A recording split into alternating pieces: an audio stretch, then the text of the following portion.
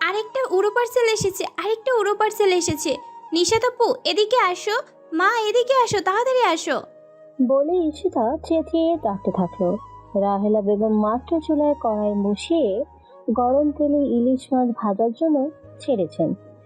এমন সময় ছোট মেয়ের এত জোরে চিৎকার শুনে তিনি ভয়ে তাড়াহুড়ো করে খুন্তি হাতে নিয়েই বসার ঘরে চলে এলেন। নিশাত পাশের রুমে বসেছিল। সেও তাড়াহুড়ো করে আসতে গিয়ে দরজার পার আটকে হুড় মুড় করে মেঝেতে পড়ে গেল। পড়ে গিয়ে সে বেশ ব্যথাই পেল। রাহেলা বেগম তার ছোট মেয়ে ঈশিতার দিকে তাকিয়ে বললেন, আজও কি 50 লিটার সয়াবিন তেলের পার্সেল এসেছে? ঈশিতা জোরে চেঁচাতে চেঁচাতে গলা ভেঙে ফেলেছে, তাই তার গলা দিয়ে শো শো করে শব্দ বের হতে লাগলো। নিশাত বেশ রেগে তার দিকে তাকিয়ে বলল, এই, কি এমন পার্সেল এসেছে যে এত জোরে চিৎকার করছিস? তার কথা শেষ হওয়ার পরক্ষণেই রাহেলা বেগম এবং তার বড় মেয়ে নিশাত দুজনেই দেখলো ঈশিতার হাতে উজ্জ্বল কাচের মতো কিছু একটা চকচক করছে। এই, তোর হাতে এটা কি রে? রাহেলা বেগম প্রশ্ন করলেন।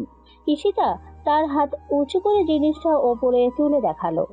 তার হাতে একটা একটা নেকলেস। নেকলেসে সূর্যের রশ্মি পড়ার সাথে সাথেই সূর্যের আলোতে নেকলেসটি ঝলমল করে উঠল। রাহেলা বেগম এবং নিশাত দুজনেই চোখ কপালে উঠে গেল। নিশাত ভালো মতোই বুঝতে পারছে জিনিসটা কি, তারপরেও সে তীক্ষ্ণ গলায় তার ছোট বোনকে জিজ্ঞেস করলো। ঈশিতা, এটা কি? ঈশিতা চোখ বড় বড় করে তার দিকে তাকিয়ে বলল, আপু, বুঝতে পারছো না এটা কি? এটা ডায়মন্ডের নেকলেস। ঈশিতার কথা শেষ হতেই রাহেলা বেগম আর দাঁড়িয়ে থাকতে পারলেন না। তিনি ধপ করে সোফায় বসে পড়লেন। চিৎকার করে বলতে যাচ্ছিলেন, ডায়মন্ডের নেকলেস। আবেগ নিয়ন্ত্রণ করে দ্রুত তিনি বাম হাত দিয়ে মুখ চেপে ধরলেন এবং তার ডান হাতে থাকা খুন্তিটি মেঝেতে রেখে দিলেন। তিনি তীক্ষ্ণ গলায় বললেন, আজও নিশাতের জন্য ডায়মন্ডের নেকলেস পার্সেল এসেছে। এত একটা দামি জিনিস কেউ দিতে পারে নিশাতকে? নিশাত আর মায়ের এরকম পাগল প্রায় দশা দেখে মায়ের পাশে গিয়ে বলল, মা, এবার কিন্তু আমার ভয় লাগছে। এবার পার্সেল হয়ে এত দামি একটা ডায়মন্ডের নেকলেস এসেছে। বড় বোন এরকম ভয়ার্ত সুরে কথা শুনে ঈশিতা তার মায়ের পাশে গিয়ে বসে বলেন, আরে মা, তুমি এত চাপ নিচ্ছ কেন? তুমি কি বুঝতে পারছো না? এর আগের বার যখন তেলের দাম বেশি ছিল, তখন তুমি রান্নায় খুব কম তেল দিয়ে রান্না করতে। আপু একদিন রাতে তোমার রান্না খেয়ে বলল। মা, এ কি রান্না করেছো এত কম তেল দিয়ে? তার পরের দিনই তো 50 লিটার সয়াবিন তেল এসেছিল। সেটা দেখেই আমরা কত খুশি হয়েছিলাম। আর এখন তো দেখো, একটা ডায়মন্ডের নেকলেস এসেছে। এটা কি বিশ্বাস করা যায়? নিশাত এবার তার বোনকে জিজ্ঞেস করলো, এই পার্সেলটা তুই কোথায় পেলি? বিছানার উপর পড়েছিল। বলিস কি, আমাদের বাসায় কি আজকে কেউ এসেছিল নাকি? বিছানায় কি করে পার্সেল আসবে? জানি না আপু, এই যে এই ছোট্ট বক্সটা এটাতে ছিল। আপু জানো, আমার না এখন খুব ভালো লাগছে। তোমাকে কেউ পছন্দ করে এত সুন্দর সুন্দর গিফট পাঠাচ্ছে। তাকে যদি একবার দেখতে পেতাম। রাহেলা বেগম তার বড় মেয়েটিকে তাকিয়ে বলল, নিশাত, আমার মোবাইলটা একটু নিয়ে আয় তো। তোর বাবাকে ফোন দিয়ে বলি, আমার না বুকের ভিতর ব্যথা করছে এই নেকলেসটা দেখে। নিশাত কিছু বলার আগেই তার ছোট বোন এসে তাদের মায়ের কাছে গিয়ে বলল, মা, তোমার একটা জিনিস পেতে না পেতেই তোমার বাবার কাছে বলতে হবে? একটু সময় দাও না, আগে একটু জিনিসটা দেখি। দেখো কত সুন্দর নেকলেসটা, কত বড় পাথরগুলো। দেখো কত বড় বড় পাথর। এটা যে ডায়মন্ডের নেকলেস, তুই সেটা কি করে বুঝতে পারছিস? আপু, আমি 100% শিওর যে এটা ডায়মন্ডের নেকলেস। তার কথা শেষ না হতেই বসার ঘরে বসে থাকা তিনজনেরই নাকে একটি পোড়া গন্ধ ভেসে আসলো। রাহেলা বেগম লাফিয়ে উঠে দাঁড়ালেন। তিনি বললেন, ইলিশ মাছ তেলে ছেড়ে চলে এসেছি, পুড়ে গেছে। বলেই তিনি দৌড়ে রান্নাঘরে চলে গেলেন। তার পিছে পিছে দুই মেয়ে রান্নাঘরে গেল। গিয়ে দেখলো রান্নাঘরে বেহাল দশা। রান্নাঘর ধোয়ায় দূষিত হয়ে গেছে, মাছ পুড়ে কালো হয়ে গেছে। রাহেলা বেগম বেশ মন খারাপ করা গলায় বললেন, তোদের বাবা কত শখে এত বড় ইলিশ মাছ এনেছিল, ইস, মাছটা পুড়ে গেল। ঈশিতা বলল, মা তুমি মাছ নিয়ে আসছো, কিন্তু তুমি দেখছো না যে আমরা কি পেয়ে গিয়েছি? তুমি কি বুঝতে পারছো না এই ডায়মন্ডের নেকলেস বেচে আমরা সারা জীবন হাজারটা বড় ইলিশ মাছ খেতে পারবো? সকালবেলায় ডায়মন্ডের নেকলেসের এরকম অদ্ভুত আগমনে বাসায় থাকা দুই মেয়ে এবং তাদের মায়েরা সারাদিনে তেমন কোনো কাজই হলো না। রাহেলা বেগম যতবারই রান্নাঘরে যাচ্ছেন ততবারই তার মনে পড়ে আছে ডায়মন্ডের নেকলেসের দিকে। বারবার ঘরে এসে দেখে যাচ্ছেন তার বড় মেয়ে নিশাত, যার জন্যই মূলত এই পার্সেলগুলো আসে, সেও আজ পড়াশোনায় মন দিতে পারছে না। আগামীকাল সেকেন্ড সেমিস্টার ফাইনাল পরীক্ষা, আর ছোট মেয়ে ঈশিতা সকালে স্কুলে যায়নি। প্রাইভেট কোচিংয়ে সবকিছুই যেন তার বন্ধ হয়ে গেছে। সামনে তার ক্লাস 9-এর ফাইনাল পরীক্ষা, তার সেদিকে কোনো নজর নেই। তার বোনের জন্য আসা সেই অচেনা কারোর পাঠানো উপহারের দিকেই মন পড়ে আছে, আর ক্ষণে ক্ষণে বোনের কাছে গিয়ে আফসোস করে বলছে, আপু তোমার জন্য কত সুন্দর ভাগ্য, এত এত গিফট আসে। নিশাত তার ছোট বোনের কথা বিরক্ত হয়ে গেছে, তবে এত সব কিছুর মাঝে কারোর আর খেয়ালই থাকলো না ডায়মন্ডের নেকলেসের বক্সে একটা ছোট্ট চিরকুটও ছিল। সন্ধ্যার সময় রাহেলা বেগম ঘর ঝাড়ু দিতে গিয়ে সেই চিরকুটটি পেলেন। তিনি চিরকুটে হাতে পেয়েই তার বড় মেয়েকে ডাক দিলেন। নিশাত মায়ের কাছে এসে বলল, কি হয়েছে মা, ডাকছো কেন? হে দেখ তো, এই বাক্সে একটা চিকুট ছিল, আগের বারের পার্সেলগুলোর মতন। পড়ে দেখ তো কি লেখা আছে এখানে, আমি এখনো পড়ে দেখিনি ভালো করে। নিশাত তার মায়ের হাত থেকে চিরকুটটি নিয়ে খুলে পড়তে শুরু করলো। চিরকুটে লেখা, প্রিয় নিশাদ, তুমি খুব ভালো আছো জানি, কিন্তু আমি খুব একটা ভালো নেই। আমার মন খুব খারাপ।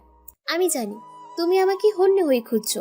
তুমি জানতে চাও কে সেই অচেনা ব্যক্তি যে তোমাকে গত 3 মাস ধরে গিফট দিয়ে যাচ্ছে। তবে এখনো না সময় আসেনি সব কিছু বলার।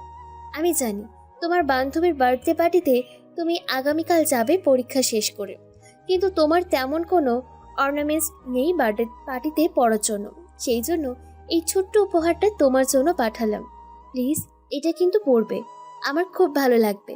ইতি, তোমার অচেনা কেউ। চিঠিটা পড়া শেষ হতেই নিশাতের মা চোখ বড় বড় করে তার দিকে তাকিয়ে থাকলো। পাশের ঘর থেকে ঈশিতা কান খাড়া করে পুরো চিঠি পড়া শুনে সে দরজার কাছে এক লাফে চলে এসে 2 হাতের তালু কচলাতে কচলাতে বলল, হাউ রোমান্টিক, হাউ সুইট আপু, তোমার লাইফটা পুরো সেট হয়ে গেল। ছোট বোনের কথা এবার নিশাত আর চুপ করে থাকতে পারলো না, প্রচন্ড রেগে গেল। হাতের পাশে শোপিসটা তাকে দিকে ছুঁড়ে মারতে গেল। ঈশিতা দৌড়ে পালিয়ে গেল। রাতে ইকবাল হোসেন অফিস থেকে বাসায় এসে দেখতে পেলেন বাসার পরিবেশ বেশ থমথমে। অন্য সময় তার 2 মেয়ের মধ্যে ঝগড়াঝাটি, মারামারি, খুনসুটি লেগেই থাকে। আজ আবার কি হলো? বাসার পরিবেশ এত ঠান্ডা কেন? এসব ভাবনা চিন্তা করতে করতেই তার স্ত্রী রাহেলা তার কাছে এসে তাকে ডেকে পাশের রুমে নিয়ে ফিসফিস করে কথা বলতে লাগলো। তিনি তার স্ত্রীকে বললেন, ফিসফিস করে কথা বলছো কেন? স্বাভাবিকভাবে কথা বল। রাহেলা বেগম ফিসফিস করে বললেন, আজকে নিশাদের নামে কি পার্সেল এসেছে? আজও পার্সেল এসেছে নাকি? হ্যাঁ, আজকে সে নিশাদের কাছে একটা ডায়মন্ডের নেকলেস পাঠিয়েছে। বল কি? ইকবাল হোসেন তার স্ত্রীর কথা শুনে চমকে উঠলেন। রাহেলা বেগম মাথা নাড়ালেন। রাতের খাওয়ার সময় ইকবাল হোসেন তার বড় মেয়েকে বললেন, তোমার কাছে নাকি আজ একটি পার্সেল এসেছে? নিশাদ খাওয়া থামিয়ে বাবার দিকে তাকিয়ে সম্মতিসূচক মাথা নাড়ালো। যাও, তুমি নেকলেসটা নিয়ে আসো, আমি দেখব। নিশাদ চেয়ার থেকে ওঠার আগে তার ছোট বোন লাফ মেরে বলল, বাবা আমি নিয়ে আসছি। বলার সাথে সাথে সে লাফিয়ে লাফিয়ে তাদের ঘরে চলে গেল। পর মুহূর্তে নেকলেস হাতে করে বাবার সামনে হাজির হয়ে গেল। ইকবাল হোসেন এত সুন্দর এবং এত দামি একটা নেকলেস দেখে বিস্মিত হলেন। ঈশিতা বড় বড় করে বলতে লাগলো, বাবা জানো, আপু না ওই দিন টিভিতে একটা হীরের নেকলেস দেখে পছন্দ করেছিল। আজ দেখো এই হুবহু সেই একই ডিজাইনের নেকলেস বাসায় চলে এসেছে। নেকলেসের সাথে দেওয়া চিরকুটে সে কালকে আপুর বান্ধবীর জন্মদিনে এই নেকলেস পরে যেতে বলেছে। নিশাদ মাথা নিচু করে বসে আছে। তার লজ্জায় মরে যেতে ইচ্ছে করছে। তার এই ছোট বোন বাবার সামনে তার আর কোনো মান সম্মানই রাখবে না, তা বোঝাই যাচ্ছে। নিশাত, কালকে তোমার বান্ধবীর জন্মদিন। হ্যাঁ বাবা, তুমি কি যেতে চাচ্ছ? তুমি যদি যেতে দিতে পারমিশন দাও তবেই যাব বাবা। পারমিশন নিয়ে তোমার চিন্তা করার কিছু নেই, কিন্তু এই নেকলেস পরে যাওয়ার কথা তুমি চিন্তাও করবে না। এসব কিন্তু এবার বড্ড বাড়াবাড়ি লাগছে। কে বা কে চিনো না জানি না, এভাবে একটার পর একটা গিফট পাঠিয়ে যাচ্ছে। আমার কাছে মনে হচ্ছে বিষয়টা এখানেই শেষ হয়ে যাওয়ার উচিত। আমাদের এখনই পুলিশকে জানানোর উচিত। ইকবাল হোসেনের কথা শেষ হতেই তার ছোট মেয়ে এসে তার কাঁদো কাঁদো হয়ে বাবাকে বলল, বাবা, তুমি এমনটা করতে পারো না। তুমি যদি পুলিশকে জানিয়ে দাও তাহলে তো আমরা এরকম উড়ো পার্সেল পাবো না। ইকবাল হোসেন বেশ রেগে ছোট মেয়ের দিকে তাকিয়ে বললেন, পুরো পার্সেল আবার কি? গত 3 মাস ধরে তোমার মুখে খালি একই কথা শুনছি। ঈশিতার স্বাভাবিক গলায় বলল, আগের যুগে মানুষ মানুষকে উড়ো চিঠি পাঠাতো। সেই চিঠিতে কত ধরনের কথাবার্তা লেখা থাকতো, হুমকি থেকে শুরু করে কত কিছু। আর এখানে আপুকে এত সুন্দর সুন্দর পার্সেল করে গিফট পাঠানো হচ্ছে, কিন্তু কে পাঠাচ্ছে তা আমরা জানি না। তাহলে এটাকে উড়ো পার্সেলে বলা যায়, তাই না বাবা? ঈশিতার বাবা আর ব্যাপারের কোনো উত্তর দিলেন না। ছোট মেয়ের এমন এমন অকাট্য অদ্ভুত যুক্তি শুনে তার উত্তর দিতে ইচ্ছে করলো না। তিনি ফোঁস করে দীর্ঘশ্বাস ফেললেন। রাতে দুবোন একসাথে ঘুমানোর সময় নিশাদ তার ছোট বোনকে বলল, তুই যে এত বেশি ছটপট করছিস এই বিষয়গুলো নিয়ে, এটা কিন্তু ভালো না। কারণ কে বা কে আমাকে এইসব গিফট পাঠাচ্ছে তা জানি না। তার উদ্দেশ্য বা কি? কোনো খারাপ উদ্দেশ্য তো থাকতেই পারে, তাই না? না আপু, এটা হতেই পারে না। বলেই দেয়ালের দিকে পা ফিরে সে ঘুমিয়ে পড়ল। পরদিন নিশাদ পরীক্ষা শেষে তার বান্ধবী বার্থডেতে আর গেল না। সে সোজা বাসায় চলে আসলো। আজকে শেষ পরীক্ষা হলো। এই কয়েকদিনে পরীক্ষার চাপে একটু ভালো করে ঘুমানো হয়নি, তাই আজকে সে জমিয়ে ঘুমানোর পরিকল্পনা করেছে। দুপুরে খাওয়া দাওয়ার পর ঈশিতা বসে একটা গল্পের বই পড়ছিল। এমন সময় সে তার মায়ের আত্মচিৎকার ভয়ে সে দৌড়ে রান্নাঘরে গেল। যতটা ভয় নিয়ে সে গিয়েছিল, সে গিয়ে ততটাই বিরক্ত হলো। মা, তুমি চিৎকার করছিলে কেন? দেখছিস না, একটা কালো দাঁড় কাক রান্নাঘরের জানলায় এসে বসেছে। আমি চা বানাতে এসে দাঁড় কাক দেখে ভয় পেয়েছি। তুই জানিস না দুপুরে দাঁড় কাক ঘরে এসে বসলে অমঙ্গল হয়? মা, তুমি আবার এসব কুসংস্কার কবে থেকে মানা শুরু করলে? বিরক্তিকর। তুমি যেভাবে করে চিৎকার দিয়েছিলে, আমি তো ভয়েই ভেবেছি কি না কি হয়ে গেছে। সে রাগ দেখে রান্নাঘর থেকে আসার সময় এক অদ্ভুত বিষয় খেয়াল করলো। এই দাঁড় কাকটা অন্য সব কাকের মতো নয়। কাকের মুখ সম্পূর্ণই আলাদা লাগলো তার কাছে, যা সাধারণ কাকের মতো নয়। কিন্তু পর মুহূর্তেই ঈশিতার চোখ বিস্ফোরিত হয়ে গেল, কারণ তার আর বুঝতে বাকি থাকলো না এটা আর কিছুই নয়, একটি দাঁড় কাকরূপী ড্রোন ক্যামেরা। ইকবাল সাহেব সোফায় বসে আছেন। তার সামনে দাঁড়িয়ে আছে তার 2 মেয়ে। তাদের বসার ঘরে আজ আলোচনা সভা বসেছে। ইকবাল সাহেব বেশ গম্ভীর হয়ে তার ছোট মেয়ে ঈশিতার দিকে তাকিয়ে আছেন। তিনি ঈশিতাকে প্রশ্ন করলেন, প্রথম থেকে আবার বলো, কি দেখেছো তুমি? ঈশিতা এক মুহূর্ত দেরি না করে বলতে শুরু করলো, বাবা, আমি আমাদের বাসার সামনে ড্রোন ক্যামেরা দেখেছি। সেই ক্যামেরাটা কাকের মতো দেখতে। সেই ক্যামেরা দিয়ে আমাদের বাসায় 24 ঘন্টা নজর রাখা হচ্ছে। বাবা, আমার তো মনে হচ্ছে এই ড্রোন ক্যামেরা দিয়ে আপুর উপরে নজর রাখা হচ্ছে। দেখো ঈশিতা, তুমি বেশি কথা বলবে না। যা প্রশ্ন করেছি সেই উত্তরটাই তোমার কাছ থেকে আমি শুধু চেয়েছিলাম। তুমি দেখছি অতিরিক্ত কথা বলছো। সরি বাবা। ইকবাল হোসেনের বড় মেয়ের দিকে তাকিয়ে বললেন। এই ব্যাপারে তোমার মন্তব্য কি? নিশাদ তার বাবার দিকে তাকিয়ে মৃদু সুরে বলল, বাবা, আমি এ ব্যাপারে কিছু বলতে পারছি না। আমার কোনো ধারণা নেই যে কে আমাদের ফ্যামিলির দিকে নজর রাখছে। আচ্ছা ঠিক আছে, তুমি তাহলে ঘরে যাও। আরেকটা কথা, এখন থেকে যা কিছুই হবে না কেন আমার কাছে বলবে, কোনো কিছুই লুকিয়ে রাখবে না। লুকিয়ে রাখার অভ্যাস কিন্তু একদমই ভালো না, এটা পরবর্তীতে অনেক বড় সমস্যায় ফেলবে তোমাকে। নিশাদ বসের ঘর থেকে বের হওয়ার জন্য পা ফেলবে এমন সময় কলিং বেল বেজে উঠল। ঈশিতা দৌড়ে দরজা খোলার জন্য চলে গেল। সে ভীষণ ছটপটে, এক জায়গায় বেশিক্ষণ থাকতে পারে না। অন্যদিকে নিশাদ তার সম্পূর্ণ বিপরীত স্বভাবের, প্রচন্ড চুপচাপ এবং ধীর স্থির মানুষ সে। সবাই অপেক্ষা করছিল কে কলিং বেল দিয়েছে সেটা দেখার জন্য। পরবর্তীতে সবার কানে একটি মোটা কণ্ঠস্বর ভেসে আসলো, তার সাথে সাথে ঈশিতার অনবরত কথা। ঈশিতা বছর ঘরে প্রবেশ করলো, তার পেছনে মানুষটি ঘরে ঢুকতেই সবাই হতাশ হয়ে গেল, কারণ মানুষটি আর কেউ নয়, ইকবাল হোসেনের বড় বোন সুমাইয়া এসেছেন, নিশাতের এবং ঈশিতার বড় ফুপু। হঠাৎ তার এই আকস্মিক আগমনে ইকবাল হোসেন তার বড় বোনকে জিজ্ঞেস করলেন, বড় আপা, তুমি হঠাৎ আমার বাসায়?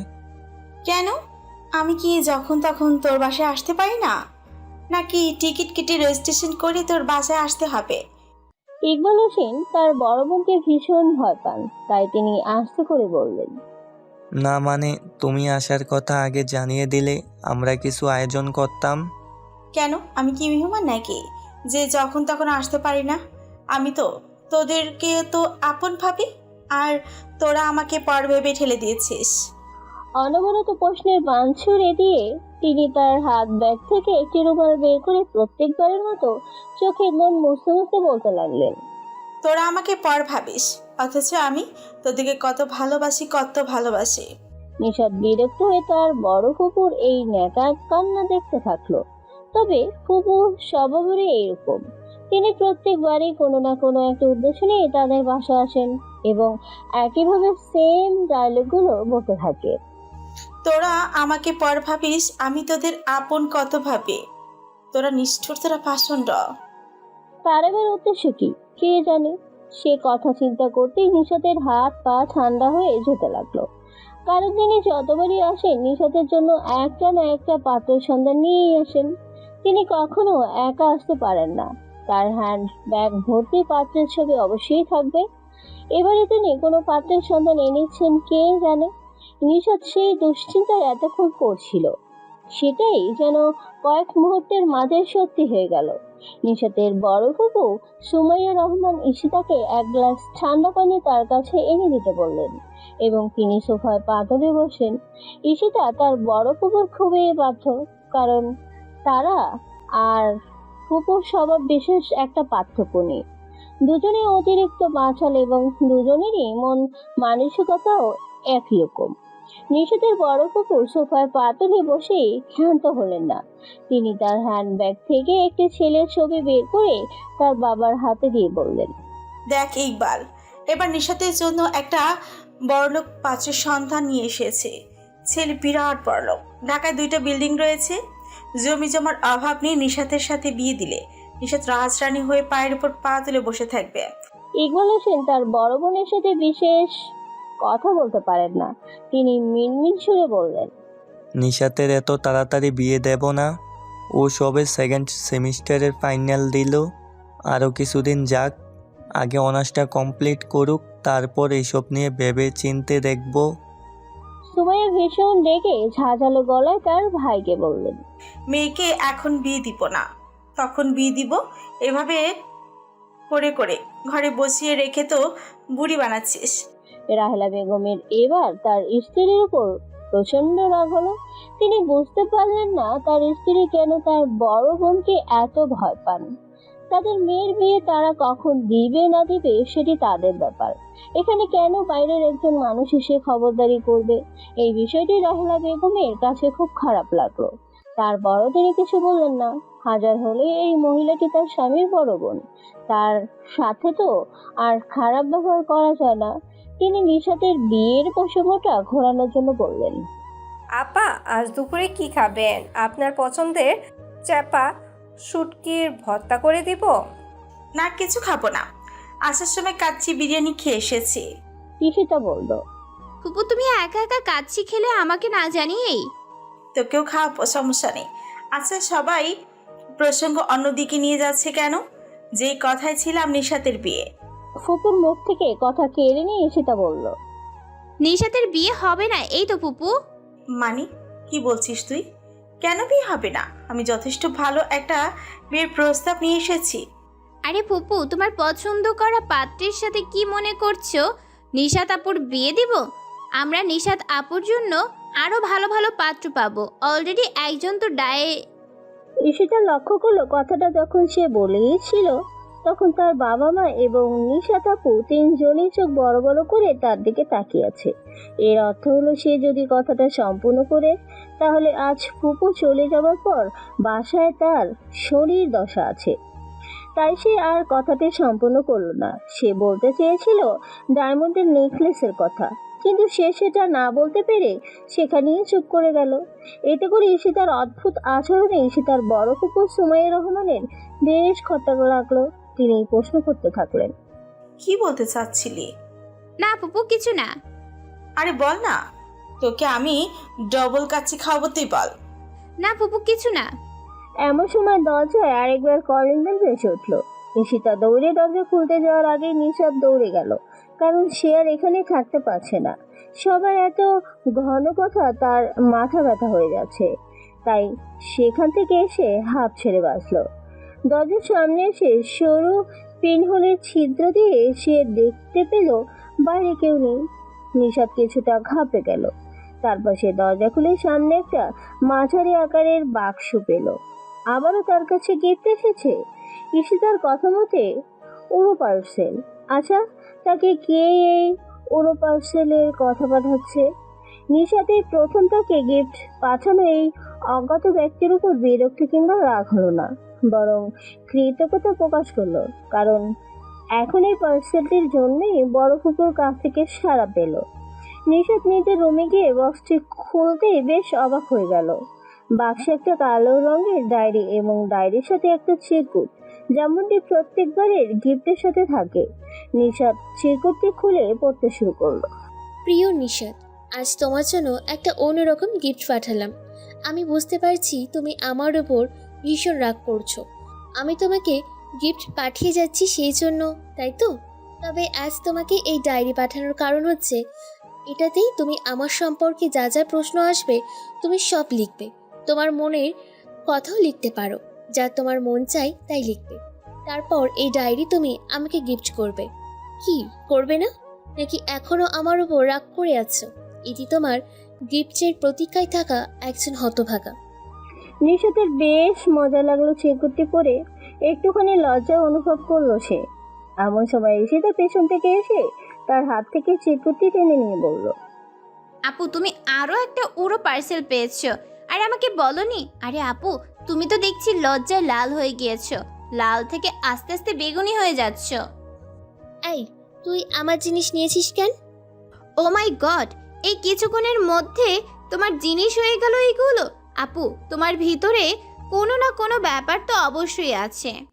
নিশাত এসে তার এমন কথাবার্তা উড়িয়ে দিয়ে তার কাছ থেকে চিরকুট এবং ডায়েরি দুটো নিয়েই ঘরের দরজা বন্ধ করে দিল, আর এসে তাকে ঠেলে ঘর থেকে বের করে দিল। এই ফাজিলটার জন্য কিছুই দেখার উপায় নেই। পিছন থেকে লাফ মেরে চলে আসে। বেশ কয়েক ঘন্টা পর ঈশিতা বাইরে থেকে বারবার তাকে ডাকছে। আপু প্লিজ দরজা খোলো, রাত হয়ে গেছে, ঘুমাবো না। পুপি কোথায়? ফুপু তো সেই কখন চলে গেছে, এখন তো দরজা খোলো। নিশা দরজা খুলে দিল। আপু সেই কখন থেকে দরজা বন্ধ করে রেখেছিলে, এখন খুললে? এতক্ষণ বসে বসে কি দেখছিলে? এত কথা বলিস কেন? কথা বলা ছাড়া থাকতে পারিস না? বাচাল মেয়ে একটা। হ্যাঁ, এখন তো আমি বাচাল হয়েই গেলাম। সত্যি কথা বললে তো বাচাল, তাই না? চুপ করে থাক, তুই বেশি কথা বলিস। কিছুক্ষণের মধ্যেই দুই বোনের ঝগড়া শুরু হয়ে যাবে। এমন সময় নিশাত দেখতে পেল তার মা হাতে বালিশ নিয়ে তাদের ঘরে চলে এসেছে। নিশাত বলল, মা, তুমি বালিশ নিয়ে এখানে কেন? ঘুমাওনি এখনো? না, আজকে আমি তোদের সাথে শোব। কেন, কি হয়েছে? বাবার সাথে ঝগড়া হয়েছে নাকি? নিশাতের প্রশ্ন শেষ হওয়ার আগে ঈশিতা বলল, হ্যাঁ আপু, মায়ের বাবার সাথে ঝগড়া হয়েছে।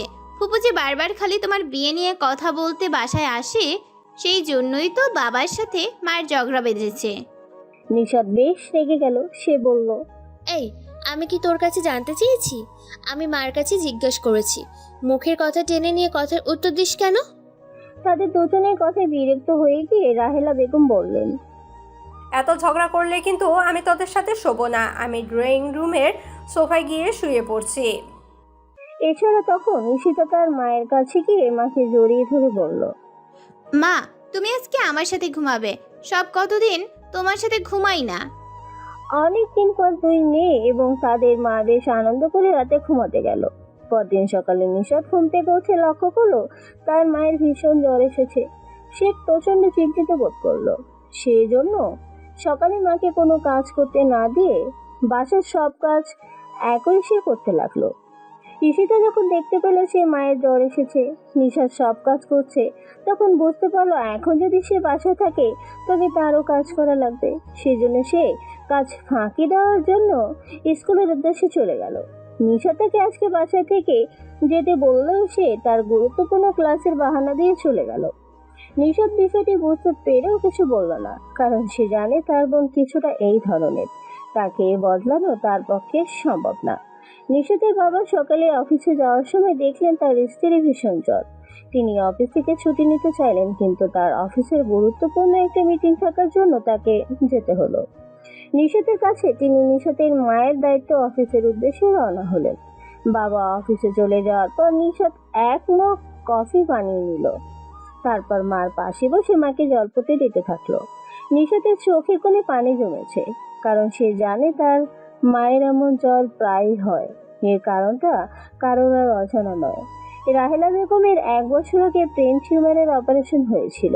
তিনি তারপরও পুরোপুরি সুস্থ হননি এবং আস্তে আস্তে তার শরীরে চিরস্থতা চলে আসছে।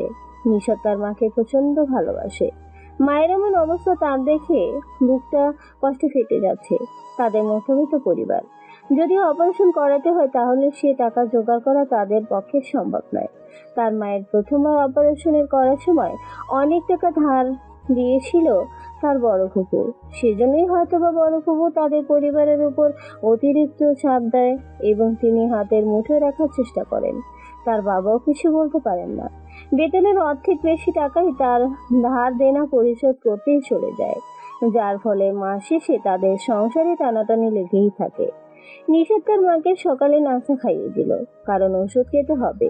তিনি একদমই খেতে চাচ্ছিলেন না, তারপরও সে জোর করে খাইয়ে দিল। কিছুক্ষণ পর রাহেলা বেগমের বেশ কয়েকবারই বমি হলো। নিশাদ তার মায়ের জ্বর মেপে দেখলো 104 ডিগ্রি। সে প্রচন্ড ভয় পেয়ে গেল। মাকে দ্রুত হসপিটালে নিতে হবে এটা সে বুঝতে পারছে।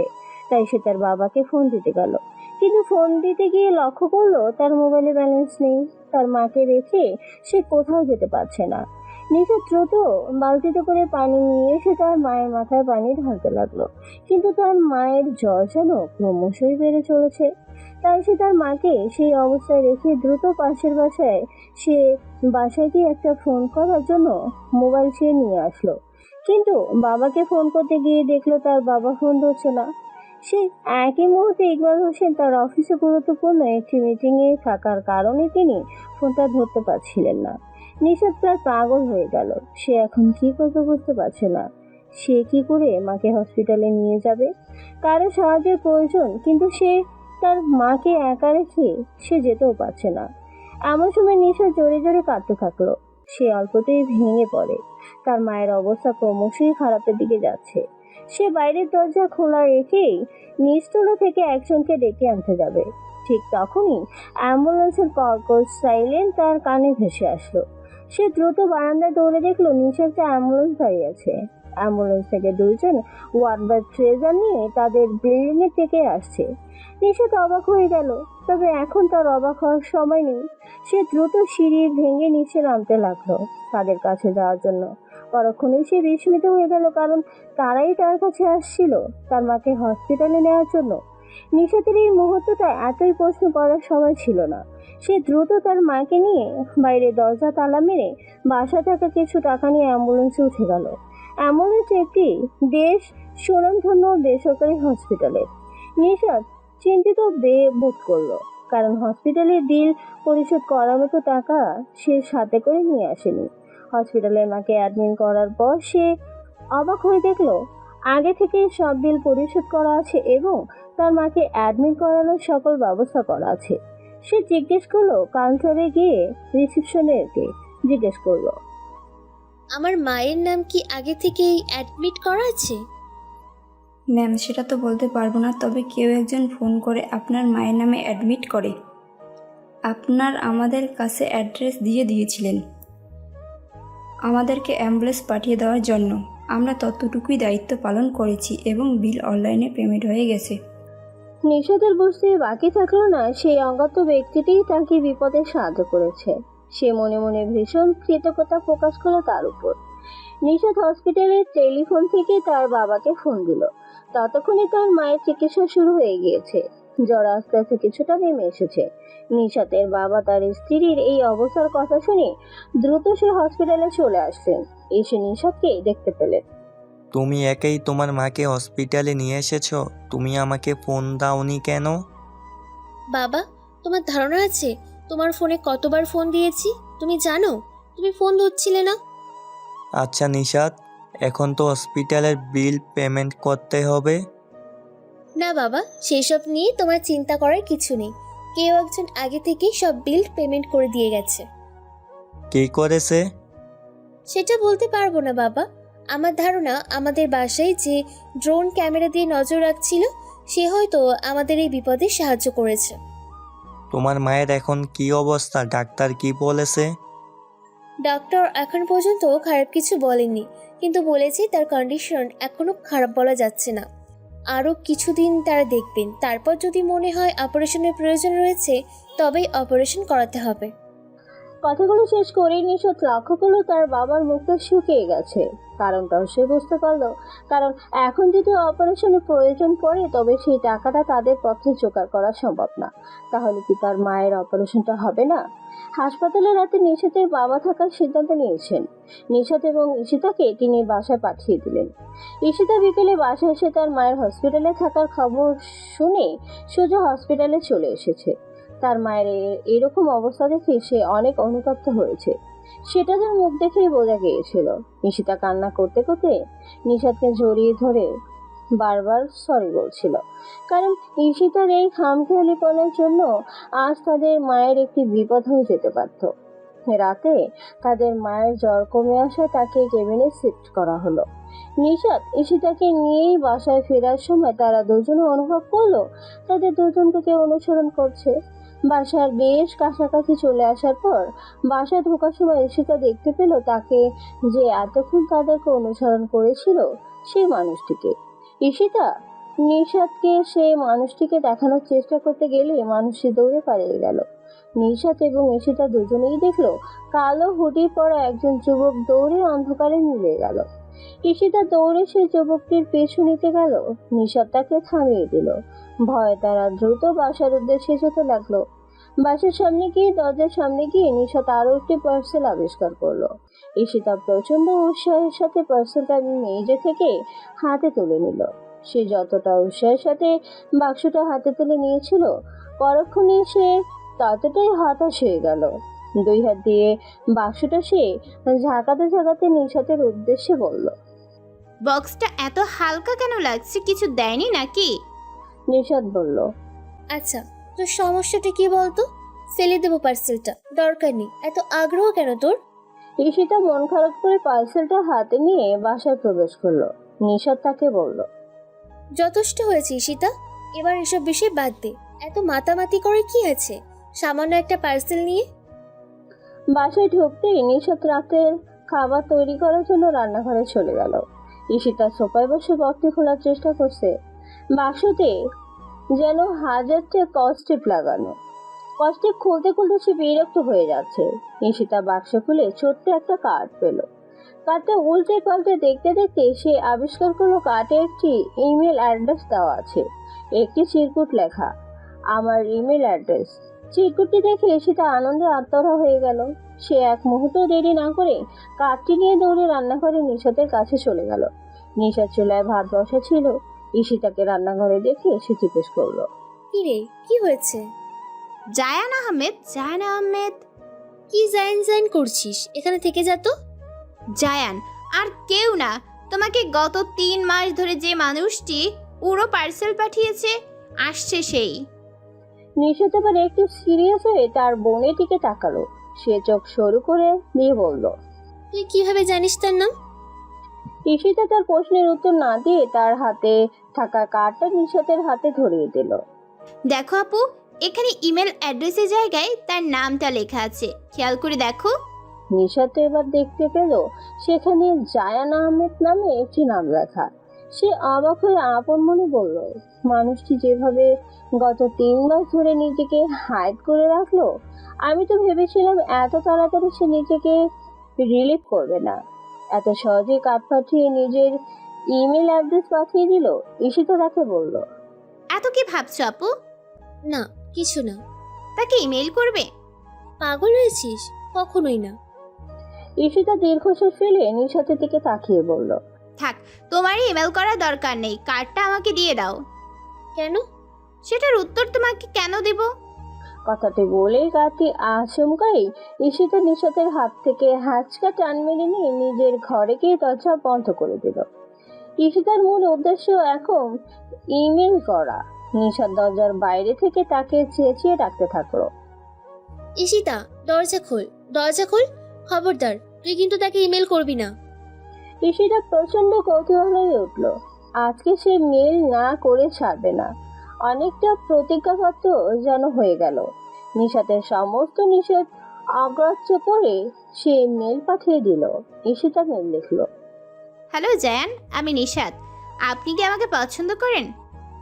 মেল করার পর অনেকক্ষণ পার হয়ে যাওয়ার পর কোনো রিপ্লাই না পেয়ে ঈশিতা হতাশ হয়ে দরজা খুলে দিল। দরজার অপর প্রান্তে হিংস্র বাঘিনী হয়ে নিশাত যেন অপেক্ষা করেছিল ঈশিতার জন্য। সেই ঈশিতার হাত নিজের ফোন দ্রুত ছিনিয়ে নিল। নিশাত রেগে তার ছোট বোনকে কষিয়ে চর দিতে যাবে, এমন সময় তার হঠাৎই মনে পড়ে গেল তার ফোনে এমবি কিংবা ব্যালেন্স দুটোই কোনোটাই নেই। তাই সে তার ঈশিতাকে মারল না। আপু, মারতে গিয়ে মারলে না কেন? তোকে অবশ্যই মারতাম, কিন্তু ইমেল যায়নি বলে আজ তোকে ছেড়ে দিলাম। কে বলেছে মেইল যায়নি? ফোনে এমবি ব্যালেন্স কোনোটাই নেই, তাহলে কিভাবে মেল যাবে? আমি তো দেখলাম মেইল সেন্ড হয়ে গেছে। হয়নি। হয়েছে। হয়নি। দুই বোনের আবারও ঝগড়া বেঁধে যাবার জোগাড়। এমন সময় নিশাতের ফোনে টুন করে শব্দ উঠল, যেমন শব্দ ফোনে মেসেজ আসলে হয়। নিশাত ঝগড়া থামিয়ে ফোনের স্ক্রিনের দিকে তাকালো। ফোনের স্ক্রিনে মেল থেকে বিরতি একটি নোটিফিকেশন ভেসে উঠেছে। ঈশিতা চাপা গলায় বলে উঠল। আপু, রিপ্লাই চলে এসেছে। নিশাতের চোখ বড় হয়ে গেল। তার বোন কি ইমেল করছে সে এখনো জানে না। এর মাঝে রিপ্লাই চলে এসেছে। নিশাত এবং ঈশিতা দুজনেই রিপ্লাই দেখার জন্য ফোন নিয়ে টানাটানি করতে শুরু করে দিল। শেষ পর্যন্ত নিশাতই ফোন নিজের কাছে নিয়ে ফেলল। জায়ান নামে সেই যুবক রিপ্লাই দিয়েছে। সেখানে লেখা। হ্যালো ঈশিতা, আমি জায়ান। না, আমি তোমাকে পছন্দ করি না, আমি তোমার বড় বোন নিশাতকে পছন্দ করি। আশা করি পরবর্তীতে তুমি নিশাতের অনুমতি ছাড়া তার মোবাইল ধরবে না। ইমেলটি পড়ে নিশাত হতবিহ্বল হয়ে ঈশিতার দিকে তাকালো।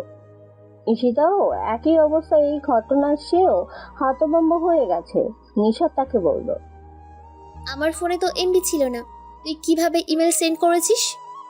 এমবি লোন নিয়েছিলাম, কিন্তু আমার সবচেয়ে বড় প্রশ্ন, সে কিভাবে বুঝলো যে মেইলটা আমি করেছি, তুমি করনি? নিশাত প্রচন্ড রেগে গর্জে উঠল ঈশিতার উপর, চেঁচিয়ে বলল।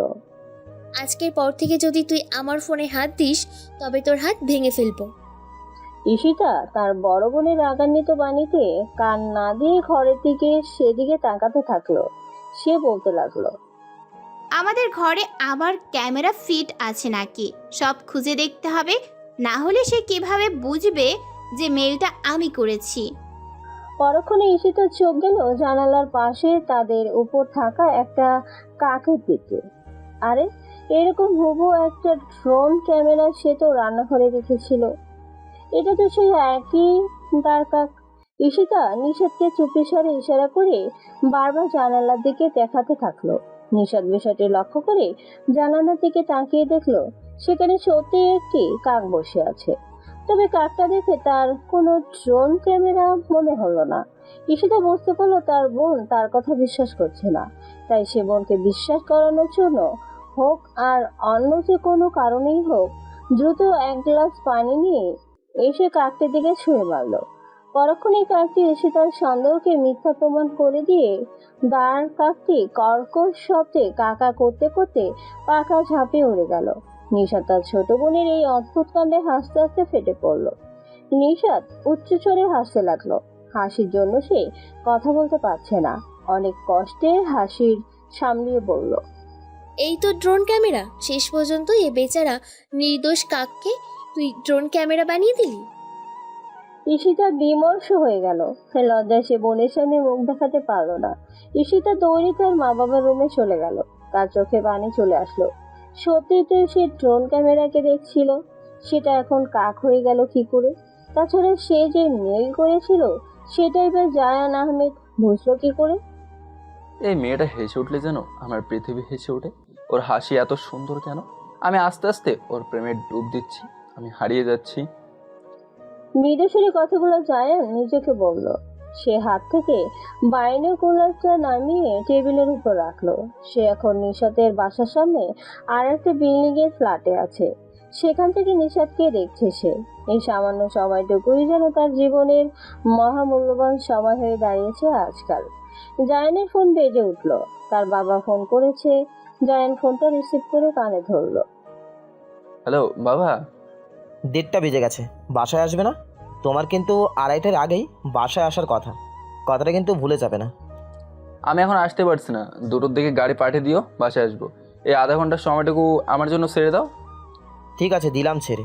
তোমার বিল্ডিংয়ের নিচে গাড়ি ওয়েট করছে, ঠিক 2টোয় উঠবে, কিন্তু 1 মিনিট দেরি যেন না হয়। জায়ানের কোনো উত্তর না দিয়ে ফোনটা কেটে দিল। বারান্দায় দিয়ে বাসার নিচে দেখতে পেল তার সেই কালো থাই গ্লাসের চিরচেনা গাড়িটি দাঁড়িয়ে আছে। সে দীর্ঘশ্বাস ফেলে ফোনটি রেখে নিতে যাচ্ছিল। এমন সময় খেয়াল করলো নিশাত তাকে মেল করছে। জায়ান কৌতূহলী হয়ে মেলটি পড়ল। নিশাত তাকে লিখেছে। আপনি কিভাবে বুঝলেন প্রথমে মেলটা ঈশিতা করেছিল? জায়ান হেসে উঠল। নিশাতের মেল দেখে তার মন ভালো হয়ে গেল। সে লিখলো, আমি তোমার সব কিছু জানি, তুমি কিভাবে লিখবে না লিখবে সেটাও জানি, অনেকটা সেভাবেই বুঝতে পেরেছি, ধরে নাও। নিশাত সাথে সাথেই তার মেলটি জবাবটি দেখে অবাক হয়ে গেল। সে আরো কিছু লিখতে চেয়েছিল কিন্তু আর লিখলো না। ফোনের চার্জ শেষ। ফোন চার্জে দিয়ে নিশাত মুচকি হাসল। তার বুকের মাঝে এক অজানা অনুভূতির ঝড় বয়ে যাচ্ছে। আচ্ছা, এরই নাম কি প্রেম? সে কি প্রেমে পড়ে গেল? জীবনে প্রথমবার নিশাত হাজারো অচেনা অনুভূতির সাথে নিয়ে ঘুমাতে গেল। পরদিন সকালে নিশাতের ঘুম ভাঙলো অজানা একরাশ আনন্দের অনুভূতির সাথে নিয়ে। আজ সকালটা তার দারুণভাবে শুরু হলো। সকালে নিশাত তার মাকে দেখতে প্রথমে হসপিটালে গেল। ঈশিতা ঘুমিয়েছিল, তাই সে আর ঈশিতাকে ঘুম থেকে তোলেনি। হসপিটালে গিয়ে দেখলো মা বেশ সুস্থ হয়ে গেছে আগের থেকে। নিশাতের আনন্দ হাজার গুণে বেড়ে গেল তার মাকে আজ অনেকটা সুস্থ হয়ে বসে থাকতে দেখে। রাহেলা বেগম আজ সকালে নিশাতের এতটা হাসি খুশি দেখে বলল, কি ব্যাপার, তোর মন আজ এত ভালো কেন? নিশাত হাজার চেষ্টা করছিল তার মায়ের চোখের সামনে থেকে আনন্দ লুকিয়ে রাখতে, কিন্তু তার মা কিভাবে যেন বসে গেল। আসলে হয়তো মায়েরা এমনই হয়, তাদের কাছ থেকে কোনো কিছু লুকানো যায় না। নিশাত স্বাভাবিকভাবে উত্তর দেওয়ার চেষ্টা করলো। সে বলল, মা তোমাকে আজ সুস্থ দেখে খুব ভালো লেগেছে, তাই হয়তো বা। রাহেলা বেগম সন্ধিয়ান চোখে তার বড় মেয়ের দিকে তাকিয়ে বললেন, আমার তো তা মনে হচ্ছে না, তোর ভিতরে কোনো একটা ব্যাপার অবশ্যই আছে। আবারও কি কোনো গিফট পেয়েছিস নাকি? নিশাত তার মায়ের কাছ থেকে গত রাতের ঘটনা চেপে যাওয়ার চেষ্টা করলো। সে বলল, না মা, তেমন কোনো ব্যাপার নেই, আর কোনো গিফট আসেনি কালকে। দুপুরের দিকে নিশাত বাসায় গেল। আজ তার মাকে হসপিটাল থেকে রিলিজ দেওয়া হয়নি, আরো হয়তো কয়েকদিন পর রিলিজ দেওয়া হবে। বাসায় অনেক কাজ পড়ে আছে। কাজগুলো সেরে নিশাত কিছুক্ষণ বিশ্রাম নেওয়ার জন্য এমন সময় সে শুনতে পেল কলিং বেল বেজে উঠেছে। ঈশিতা বাসায় নেই, কোচিং এ গিয়েছে। সে বাসায় একা, তাই সে দরজা খুললো। দরজা খুলেই তার বিস্ময়ের সীমা থাকলো না। মেঝেতে আরো একটি বক্স পড়ে আছে, আর একটি উড়ো পার্সেল এসেছে তাহলে তার কাছে। নিশাত বক্সটা খুলে একটা কাগজ দেখতে পেল। কাগজের এক পৃষ্ঠে বড় বড় করে লেখা। নিশাত, তুমি কি আমার সাথে দেখা করবে? নিশাত লেখাটা দেখে কি করবে কিছুই বুঝতে পারছে না। সে কি সত্যিই দেখা করবে এই অচেনা মানুষটির সাথে? মাঝরাতে নিশাতে ঘুম ভেঙে গেল তীব্র চিৎকারের শব্দে। সে হুড়মুড় করে ঘুম থেকে উঠে পড়ল। আচমকা এভাবে ঘুম ভেঙে যাওয়াতে তার বুক ঠুকঠুক করতে লাগলো। সে আবিষ্কার করলো চিৎকারের শব্দটি তাদের বাসার নিচ থেকে আসছে। নিশাত বিছানা থেকে নেমে পড়ল। ঈশিতাকে তার পাশে দেখতে না পেয়ে নিশাত তাকে ডাকতে থাকলো। ঈশিতার কণ্ঠস্বর বারান্দা থেকে ভেসে আসলো। নিশাত বারান্দায় এগিয়ে গিয়ে দেখলো সে বারান্দায় দাঁড়িয়ে নিচে কিছু একটা দেখছে। নিশাত তার পাশে গিয়ে দাঁড়ালো। কি দেখছিস ঈশিতা? আর নিচে এত শব্দ কিসের? কেউ চিৎকার করছিল আর মনে হলো। আমাদের কেয়ারটেকার নাকি বাসার সামনে দিয়ে একটি চোরকে যেতে দেখেছে, তাই সে চেঁচিয়ে উঠেছে। তুই কিভাবে জানলি? নিচে দেখলাম এতক্ষণ ধরে ঘটে যাওয়া ঘটনাগুলো। তুই এখনো ঘুমাসনি? কি করছিলি এতক্ষণ? বারান্দায় বসেছিলি নাকি? এত প্রশ্ন একসাথে করো না তো, উত্তর দিতে পারছি না। ঈশিতা, তোর আবার কি হলো? এমন করছিস কেন? ঈশিতা নিশাতের কথায় কোনো প্রকার উত্তর না দিয়ে নিজের ঘরে ঘুমানোর জন্য চলে গেল। নিশাত তার ছোট বোনের এমন আচরণে ভীষণ বিস্মিত হলো। তার বাসের বোনটার হঠাৎ করে কি এমন হলো? এত নিশ্চুপ হয়ে গেল কেন? আজ বাসায় ঈশিতা আর নিশাত ছাড়া কেউ নেই। বাবা মা এখনো হসপিটালে আছে। আগামীকালকে হয়তো মাকে রিলিজ দেওয়া হবে। পুরো বাসায় মা বাবা না থাকার কারণে বাসার ভেতরটা নিশাতে চলাফেরা করতে গা ছমছম করতেই লাগলো। নিশাত ঘড়ির দিকে তাকিয়ে দেখলো রাত 3টা বাজে। এখন আর রাস্তা থেকে তেমন শোরগোলের শব্দ শোনা যাচ্ছে না। সে এবারে বেশ কৌতূহলী হয়ে বারান্দায় দাঁড়িয়ে পুরো ঘটনাটি পর্যবেক্ষণ করতে লাগলো। রাস্তায় কিছু সংখ্যায় মানুষের জটলা বেঁধে আছে। তাদের আলোচনার প্রধান বিষয়বস্তু একটু আগে তারা একটি চোরকে চুরি করে পালিয়ে যেতে দেখেছে। চোরের সমস্ত শরীরে কালো কাপড় দিয়ে মোড়া ছিল, সেই জন্য চোরের চেহারা দেখা যায়নি। নিশিতাদের বিল্ডিংয়ের কেয়ারটেকার বেশ রসিয়ে রসিয়ে অরিন্দিত করে ঘটনাটি বর্ণনা আশেপাশের মানুষের কাছে করছে। এইসব দেখে সে প্রচন্ড বিরক্ত হলো। নিশাত জানে এই লোকের স্বভাব চরিত্র এরকমই। সাধারণ একটি বিষয়কে ডালপালা লাগিয়ে এমনভাবে মানুষের কাছে বর্ণনা করবে যেন রূপকথার কাহিনী রচনা করতে বসেছে। নিশাত বেশ বিরক্তি নিয়ে আবার ঘুমোতে গেল, কিন্তু তার আর ঘুম আসছে না। সে বিছানায় এপাশ ওপাশ করতে করতে একসময় উঠে পড়ল। ঘড়ির দিকে তাকিয়ে দেখলো 3:30 বাজে। সে বুঝে গেল আজ রাতটাও তার অনিদ্রায় যাবে। একবার যখন ঘুম ভেঙে যায় তার তখন দ্বিতীয়বার আর ঘুম আসে না। নিশাত প্রথমে রান্নাঘরে গিয়ে 1 মগ কফি বানিয়ে নিল। তারপর সে বসার ঘরের সোফায় বসে টিভি চালু করলো। কফি খেতে খেতে সে টিভি দেখছে। এমন সময় নিশাতের ফোনে টুং করে মেসেজ আসার শব্দ হলো। নিশাত ফোনটা হাতে নিয়ে দেখলো অপরিচিত একটি নাম্বার থেকে তার কাছে মেসেজ এসেছে। মেসেজে লেখা, নিশাত, তোমার কি ঘুম আসছে না? মেসেজটি দেখে নিশাত প্রচন্ড অবাক হলো। তবে সে বুঝতে পারছে মেসেজটাকে জায়ান নামে সে যুবক ছাড়া আর কেউ করেনি। তারপরও সে না বোঝার মতো করে ভান করলো। সে সেই মেসেজের প্রশ্ন উত্তরে লিখলো, আপনি কে? সাথে সাথে রিপ্লাই চলে আসলো। নিশাত বেশ আগ্রহ সহকারে সেখানে লেখাটি পড়লো। চিনতে পেরেও না চেনার ভাব করছো কেন? নিশাত এবার মেসেজের রিপ্লাই দিল না। সে মোবাইলটা তার পাশে রেখে দিল। বেশ কিছুক্ষণ পর আর একটি মেসেজ আসলো। সে এবারে মোবাইলটি হাতে নিয়ে দেখলো সেখানে লেখা, নিশাত, তুমি তো এখনো উত্তর দাওনি। তুমি কি আমার সাথে দেখা করবে? নিশাত কোনো উত্তর দেবে না। চিন্তা করে কিছুক্ষণ পর সে রিপ্লাই দিয়ে বসলো। নিশাত লিখলো, আমি ভেবেচিন্তে দেখব। মেসেজটি নিশাত এটা লিখলেও নিজ মনে সে প্রচন্ড কৌতূহলী এই মানুষটাকে একবার দেখার জন্য। তবে সে তার কৌতূহলকে মাটিতে চাপা দিয়ে সে বিষয়টিকে এড়িয়ে যাওয়ার চেষ্টা করলো। ভোরের দিকে নিশাতের ঘুম ভাঙলো। বেশ বেলা করে দুপুরের দিকে দরজায় তালা খোলার শব্দে তার ঘুম ভেঙে গেল। ঘুম থেকে উঠে নিশাত বেশ অবাক হয়ে গেল। এখন 12:30 বাজে। সে বাসায় ঈশিতাকে দেখতে পেল না। ঈশিতা তাকে না বলে কোথায় গেল? এমন সময় বাসায় সে মা বাবা এবং ঈশিতাকে ঢুকতে দেখলো। ঈশিতা তাকে তাদের দিকে অবাক হয়ে তাকিয়ে থাকতে দেখে বলল, আপু তুমি ঘুমাচ্ছিলে তাই তোমাকে ডাকিনি। আমি গিয়ে বাবা মাকে গিয়ে নিয়ে এসেছি। বাইরের দরজা কেমন তালা মেরে আমি হসপিটালে গিয়েছিলাম। নিশাদ বিষয়টি বুঝতে পেরে তার ছোট বোনের দিকে বিস্ময় হয়ে তাকালো। তার ছোট বোনটি কবে থেকে আবার এতটা দায়িত্বশীল ব্যক্তি হয়ে গেল? সবকিছু এভাবে বুঝতে শিখলো। নিশাতের মা রাহেলা বেগম বেশ আনন্দ করেই ঘরের ভেতরে ঘুরে বেড়াতে লাগলেন, আর ক্ষণে ক্ষণে মন খারাপ করে গলায়, আমি নেই তাই ঘরে একই অবস্থা।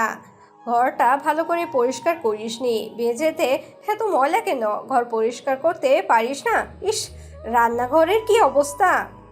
মায়ের হাজারো অভিযোগ শুনে নিশাতের বুকের মধ্যে আনন্দ জ্বর হয়ে যাচ্ছে।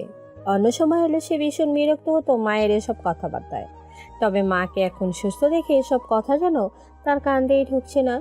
নিশা শুধু তার মাকে বলল, মা তুমি একদণ্ড বসো, বিশ্রাম নাও। সবে হসপিটাল থেকে আসলে, এখনই এত পরিশ্রম করবে না, তোমার কিন্তু আবার শরীর খারাপ হয়ে যাবে।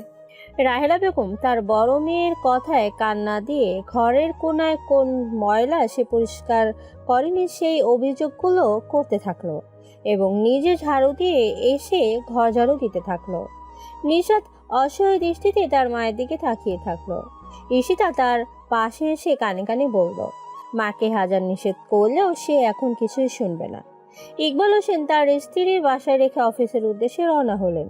যা যা ওষুধপত্র প্রয়োজন ছিল সবকিছুই তিনি তার মেয়েদের হাতে বুঝিয়ে দিয়ে গেলেন এবং কোনটা কোন সময় খাওয়াতে হবে সেটাও বলে দিয়ে গেলেন। বেশ কয়েকদিন পার হয়ে গেছে। এ কয়েকদিন আর তেমন কোনো উড়ো পার্সেল নিশাতের কাছে আসেনি। এসব নিয়ে ভাবার ফুরসত নিশাতের মেলেনি। সে ভীষণ ব্যস্ত পড়াশোনা নিয়ে। ঈশিতাও এত বেশি বাড়াবাড়ি করছে না। সামনে তার ফাইনাল পরীক্ষা, সেও পড়াশোনা নিয়ে অতি ব্যস্ত দিন পার করছে। সারা বছরের পড়াশোনা যেন তার এখন এসে বেঁধেছে। তবে জায়ানের সাথে নিশাতের নিয়মিতই কথা হয় মেসেজে। তার সাথে নিশাতের একটা বেশ ভালো বন্ধুত্ব সম্পর্ক তৈরি হয়ে গেছে। অবশ্য কখনো তার সাথে ফোনে কথা হয়নি তার। এমনি একদিন নিশাতের হঠাৎ করেই তার অচেনা বন্ধুটির সাথে দেখা করতে ইচ্ছে করলো। সে কিভাবে জায়ানকে বলবে বুঝতে পারল না, তবে অনেক কিছু ভেবেচিন্তে সে জায়ানকে একটি মেসেজ পাঠিয়ে দিল। আপনার সাথে দেখা চাই জায়ান। বিকেলে থেকে একটু আগেই জায়ান মেসেজটি দেখতে পেল। এক ধরনের অন্যরকম আনন্দ তাকে ছুঁয়ে গেল। কিন্তু সে এতদিন যে দিনটির জন্য অপেক্ষা করেছিল সেই দিনটি আর চলে আসলো। সে ভিতরে ভিতরে প্রচণ্ড নার্ভাস অনুভব করতে থাকলো। কোনো এক অজানা কারণে তার নিশাতের সামনে তার যেতে ইচ্ছে করছে না। সে চিন্তা ভাবনা করে ঠিক করতে পারছে না তার কি করা উচিত। সে কি যাবে দেখা করতে নিশাতের সাথে? তাকে উচিত হবে, কিন্তু সেই তো প্রথম অতি আগ্রহ ছিল নিশাতের সাথে দেখা করার জন্য। নিশাতি মূলত প্রথমে রাজি ছিল না, এখন সে রাজি হয়েছে। তার কি এখন উচিত না নিশাতের সাথে দেখা করতে যাওয়া? অনেকক্ষণ ভেবে চিন্তে জায়ান সিদ্ধান্ত নিতে পারল না তার এখন কি করা উচিত। সে তার বন্ধু হিমেলকে ফোন দেওয়ার চিন্তা করলো, কারণ একমাত্র হিমেলই নিশাতের সম্পর্কে জানে। এই মুহূর্তে হিমেলের সাথে আলোচনা করাটাই তার কাছে বেশি শ্রেয় মনে হলো। তাই সে কোনো কিছু চিন্তা না করে হিমেলকে কল দিল। প্রথম কয়েকবার রিং হওয়ার পর হিমেল ফোন ধরল না। পরক্ষণেই সে জায়ানকে কল করলো। হ্যালো। হ্যালো জায়ান, হ্যাঁ। কি ব্যাপার হঠাৎ ফোন দিলে যে? নিশাতের কোনো ঘটনা ঘটেছে নাকি? না, তেমন কিছু না। ও আমার সাথে দেখা করতে চাচ্ছে, আমার যাওয়া উচিত হবে। কি বলছিস তুই? যাওয়া উচিত হবে না মানে? গত 1.5 বছর ধরে তুমি ওর সাথে দেখা করতে চাচ্ছিস, শেষ পর্যন্ত ওই তোর সাথে দেখা করতে আগ্রহ দেখাচ্ছে আর তুই দেখা করবি না? আমি চিন্তা করছি নিশাতকে আমার সম্পর্কে সব সত্যি কথা বলে দেবো। কেন, তো তাড়াতাড়ি বলার কি আছে? আস্তে ধীরে বলবি। প্রথম দেখাটা সবচেয়ে স্পেশাল হতে হয়। এখন এইসব কিছু বলার কি দরকার? আমি জানি না, আমার নিজের কাছে খুবই অস্বস্ত অনুভব হচ্ছে। আমার মনে হচ্ছে আমি ওকে ঠকাচ্ছি। আমি যে 8-10টা সাধারণ মানুষের মতো নই, এটা নিশাতের জানার দরকার। তুই এভাবে বলছিস কেন? এমন কোনো অস্বাভাবিক কিছুই তো তোর মধ্যে নেই যে তুই নিজেকে অন্যভাবে চিন্তা করিস। এসব নেগেটিভ চিন্তা বাদ দে। ও যখন তোর সাথে দেখা করতে আগ্রহ প্রকাশ করেছে, ওকে সুযোগটা দে, তুই দেখা করার সাথে। কথাগুলো বলেই হিমেল ফট করে কল কেটে দিল। জান বেশ অস্বস্তি নিয়ে ফোনটা হাতে নিয়ে নিশাদকে মেসেজ দিয়ে বলতে যাবে হ্যাঁ সে দেখা করতে চায়, কিন্তু তার আগেই নিশা তাকে মেসেজ দিল, আমি আসলে আন্তরিকভাবে দুঃখিত, আজকে আমি দেখা করতে পারছি না, একটু কাজ পড়ে গেছে। সে যেন নিশাতের মেসেজটা দেখে হাঁপ ছেড়ে বাঁচল। বুকের উপর থেকে যেন শক্ত হয়ে চেপে থাকা পাথরটা সরে গেল। জায়ান স্বস্তির নিঃশ্বাস ফেলল। কিছুটা সময় পাওয়া গেল নিশাতের সাথে দেখা করার আগে, এটাই বা কম কি। তবে নিশাত হঠাৎ করে দেখা করতে না করলো কেন? তার কি কোনো সমস্যা হয়েছে? অন্যদিকে নিশাতের বেশ মন খারাপ লাগলো। আজকে তার সাথে দেখা হলো না, হবেই বা কি করে? হঠাৎ করে দুপুরে বড় ফুপি তাদের বাসায় চলে এসেছে। এসে তিনি যা সাধারণ করে থাকেন তাই শুরু করে দিলেন। নিশাতের বিয়ে নিয়ে যত ধরনের ভবিষ্যৎবাণী করা সম্ভব সবগুলো একটা একটা করে করতে থাকতেন। নিশাতকে দেখে তিনি প্রথমেই বললেন, তোর এই কি অবস্থা? গায়ের চামড়া তো পুরো কালো হয়ে গিয়েছে। বিয়ে হবে কিভাবে? কালো মেয়েকে কে বিয়ে করবে? প্রতিদিন চন্দন মাটি মাখবে, কাঁচা হলুদ মাখলে তোর চামড়ার রং একটু সাদা হয়। বিয়ের বাজার এখন এমনিতেই ভালো না, তুই তো এমনিতেই জন্মগত শ্যামলা, এখন যদি আরো কালো হয়ে যাস তবে বিয়ে হবে কি করে তোর? কথাগুলো শুনে নিশাতের রাগে শরীর জোরে পুড়ে যাচ্ছিল। তাও সে ফুপুর কথার কোনো উত্তর দিল না। সে মুখে হাসি নিয়ে বলার চেষ্টা করলো, এই কয়েকদিনে মা অসুস্থ ছিল, রান্না বান্না সব কাজ আমিই করেছি, সেই জন্যই হয়তো একটু কালো দেখাচ্ছে আমাকে। ফুপু যেন তার এই কথাটির জন্য অপেক্ষা করছিল। নিশাতের কথা শেষ হওয়ার সাথে সাথেই তিনি ঝাঁঝালো গলায় বলে উঠলেন, কেন? রান্না বান্না কি তুই করিস একা? রুমি করে না? রাকিবের বউ একা হাতে সব রান্না করে, আবার নিজের যত্ন প্রতিদিন কত কিছু মাখে। ভাগ্য করে এমন একটা বৌমা পেয়েছি। রাকিব তো ওর বউকে ছাড়া অন্য মেয়ের দিকে ভুলেও তাকায় না। এরকম একটা ছেলের বউ হলে ছেলেরা কখনো বউয়ের আঁচলের তল থেকে সরে না। নিশাত তার ফুপুর কথায় কোনো উত্তর দিল না। সে জানে ফুপুকে সে উত্তর দেওয়াই হোক না কেন, সে উত্তরটিকেই তিনি খারাপভাবে উপস্থাপনা করে, নিজেরটাকে সঠিকভাবে সবার সামনে তুলে ধরবেন। তার সাথে কথাবার্তা বলাই বৃথা। এই ধরনের মানুষের সাথে যে কথাই বলা হবে না কেন সে কথাই ভুল প্রমাণিত হবে। তাই বৃথা সময় নষ্ট না করে নিশাত তার কাজে বাহানা দেখিয়ে ফুপুর কাছ থেকে সরে নিজের ঘরে চলে আসলো। ঘরে আগে থেকে বসে সীতা বসে আছে। সে পড়াশোনা করছিল, কিন্তু ফুপুর কথাগুলো তার কান এড়িয়ে যায়নি। নিশাত তার মন ভীষণ খারাপ হয়ে গেল। সে ছোটবেলা থেকেই তার বড় বোনের সাথে এমনটা হয়ে আসতে দেখছে। ফুপু সবসময় তাকে এবং তার বোনকে আলাদা করে দেখে। ঈশিতার গায়ের রং একটু উজ্জ্বল হওয়ায় ফুপু সবসময় তাকে আলাদা নজরে দেখে। এই বিষয়টি তার কাছে খুবই খারাপ লাগে। সে নিশাতের দিকে তাকিয়ে আপন মনে বলল, ফুপুকে আমি পছন্দ করি, এটা সত্যি, তবে আমি তোমাকে সবচেয়ে বেশি ভালোবাসি, হয়তো কখনো প্রকাশ করি না। তোমার জন্য আমার ভালোবাসা কখনো কম ছিল না আপু, কিন্তু নিশাত আপু, তোমার কষ্ট আমার দেখতে ভালো লাগে না। তোমাকে যে কষ্ট দিবে তাকে আমি কখনো আনন্দ পেতে দিব না। ফুপু আজকেই বুঝবে এই ঈশিতার বড় বোনের সাথে খারাপ ব্যবহার করার সাজা কি। ঈশিতার মুখে বাঁকা হাসি ফুটে উঠল। এই মুহূর্তে তার মাথায় একটি দুষ্ট বুদ্ধির ঝড় বয়ে যাচ্ছে। ক্রমশই তার মুখের হাসি বেঁকে যেতে লাগলো। নিশাত পড়তে বসেছিল, হঠাৎ বসার ঘর থেকে চিৎকারের শব্দ তার কানে ভেসে আসলো। নিশাত বই বন্ধ করে চেয়ার থেকে উঠে দাঁড়ালো। দ্রুত পা চালিয়ে এসে বসার ঘরে এসে দেখলো ফুপু চিৎকার করে তার ছেলের বউকে অশ্রব্য ভাষায় গালাগালি করছে এবং কপাল চাপড়াচ্ছে। এমন দৃশ্য দেখে নিশাত বিস্মিত হলো। সে কিছুই বুঝতে পারলো না, কিন্তু ফুপুর এইরকম অস্বাভাবিক অবস্থা দেখে তার কাছে গিয়ে প্রশ্ন করতে সাহস হলো না। ঈশিতাকে তার পাশে দাঁড়িয়ে মুচকি হাসতে দেখে নিশাতের সন্দেহ হলো, ফুপুর এ ধরনের ঘটনা ঈশিতার আবার কোনো হাত নেই তো? ঈশিতা, তুই কিছু করেছিস নাকি? না আপু, করতে তো চেয়েছিলাম, তবে সেটার আর সুযোগ হইল কই। প্রকৃতি তো ফুপুকে তার অন্যায় সাজা দিয়ে দিয়েছে। কি হয়েছে? ঈশিতা বেশ হাসি হাসি মুখে তাকে উত্তর দিল। আপু টিভির দিকে তাকিয়ে দেখো। নিশাত টিভিতে দেখতে পেল একটি টিভি চ্যানেলে কোনো একটা নিউজ কোনো প্রচার হচ্ছিল। নিষ্ঠার কারণ না তার বড় ফুপুর একমাত্র গুণধর পুত্র রাখিবের। নিউজে দেখানো হচ্ছে একটি আবাসিক হোটেলে পুলিশ রেড চালিয়ে হোটেলে অনৈতিক কার্যকলাপের জন্য বেশ কিছু মানুষকে অ্যারেস্ট করেছে। সেখানে রাকিব এবং একটি মেয়েকে দেখা যাচ্ছে। মেয়েটিকে দেখে নিশাত চিনতে পারলো মেয়েটি রাকিব ভাইয়ের প্রাক্তন প্রেমিকা। নিশাতের চোখ বিস্ফোরিত হয়ে গেল। সে চাপা গলায় ঈশিতাকে প্রশ্ন করলো, যদি ঘটনা এটাই হয় তাহলে তো রাকিব ভাইয়া আসল দোষী। তাহলে ফুপি রুমি ভাবিকে কেন দোষারোপ করছে? ঈশিতা সহজ গলায় উত্তর দিল, কারণ রুমি ভাবি রাকিব ভাইকে তার শাড়ির আঁচলের সাথে বেঁধে রাখতে পারেনি তাই। ফুপুর মরা কান্নায় তাদের বাসা কাঁপতে থাকলো। নিশাত কি করবে কিছুই বুঝতে পারছে না। তার মায়ের পাশে দাঁড়ালো। রাহেলা বেগম নিশাতকে বললেন, তোর বাবাকে একটা ফোন দে তো। নিশাত তোর বাবাকে ফোন দেওয়ার উদ্দেশ্যে মোবাইলটা হাতে তুলে নিতেই তার ফোনে জায়ানের একটি মেসেজ আসলো।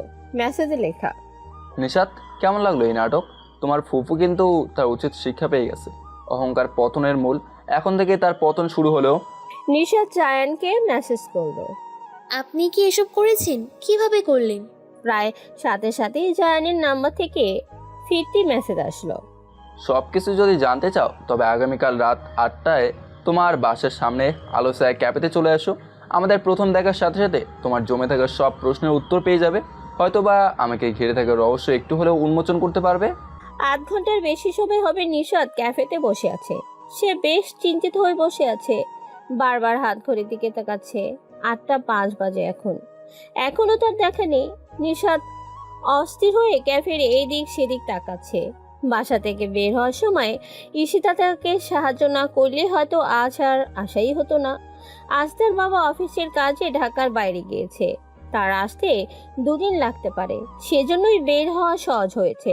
তবে ঈশিতা তাকে বের করার সময় মাকে অনেকটা ব্যস্ত রেখেছিল, সেজন্য তার বের হওয়াটা সহজ হয়েছে। না হলে মায়ের হাজারো প্রশ্নের সম্মুখীন তাকে হতে হতো এত রাতে বাসার বাইরে যাওয়ার কারণে। কিন্তু অদ্ভুত বিষয়, নিশাত জায়ানকে বারবার বলেছিল সকালবেলা দেখা করার কথা, কিন্তু জায়ান বারবারই এই সময়টির কথা বলেছিল। তাই নিশাতের আর করার কিছুই ছিল না। সেও রাজি হয়ে গিয়েছে।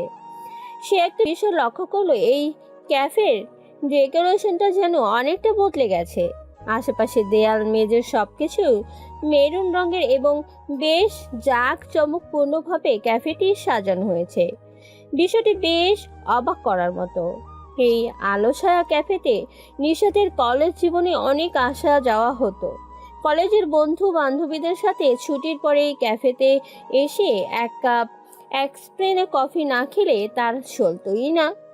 তবে বেশ অনেকদিন হয়ে গেছে এখানে আসা হয় না। নিশাতের স্মৃতির পাতায় এই ক্যাফেটি একটা বড় স্থান জুড়ে আছে। নিশাত আবারও তার হাত ঘড়ির দিকে অস্থির হয়ে তাকালো। 8টা 10 বাজে। ক্যাফেতে সে ছাড়া আর কেউ নেই। সাধারণত এমনটা হওয়ার কথা নয়। এই ক্যাফে রাত 10টা 11টা পর্যন্ত জমজমাট থাকে। এখানে কফির জুড়ি মেলা ভার। তাই এই ছোট্ট ক্যাফেতে অনেক দূর দূরান্ত থেকে মানুষ কফি খেতে এবং আড্ডা দিতে আসে।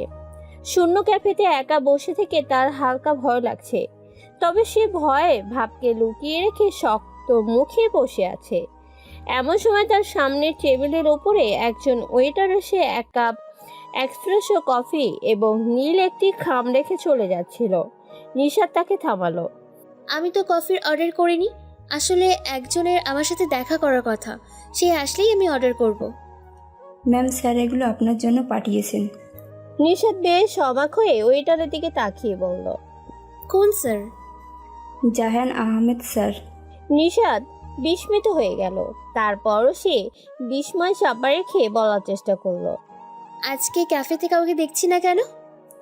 ম্যাডাম, জাহান স্যার একদিনের জন্য ব্যক্তিগতভাবে ক্যাফে বুক করে রেখেছেন, তাই ক্যাফেতে বাইরের মানুষ আজকে আসতে পারবে না। ঠিক আছে, তাহলে আপনি এখন যান। নিশাতের সামনে থেকে ওয়েটারটি চলে গেল। নিশাত প্রচণ্ড বিস্ময় নিয়ে তার সামনে থাকা নীল খামটি খুলল। খামটি থেকে একটি চিরকুট বেরিয়ে তার হাতে আসলো। নিশাত তার পাশে থাকা এক্সপ্রেসো কফিটি খেতে খেতে চিরকুটটি পড়তে শুরু করলো। প্রহর শেষে আলোয় রাঙা সেদিন চৈত্র মাস, তোমার চোখে দেখেছিলাম আমার সর্বনাশ। লাইন দুটো দেখে নিশাত মুচকি হাসলো। রবি ঠাকুরের লেখায় এই দুইটি লাইন নিশাতের বেশ পছন্দের। সে কিভাবে জানলো এই দুটি লাইন নিশাতের এত পছন্দের? নিশাত বেশ কয়েকবার লাইন দুটি পড়তে থাকলো। হঠাৎ করেই লোডশেডিং হলো। চারিদিকে আকস্মিকভাবে অন্ধকার হয়ে গেল। নিশাত প্রচণ্ড অবাক হলো, কারণ এই ক্যাফেতে জেনারেটর আছে।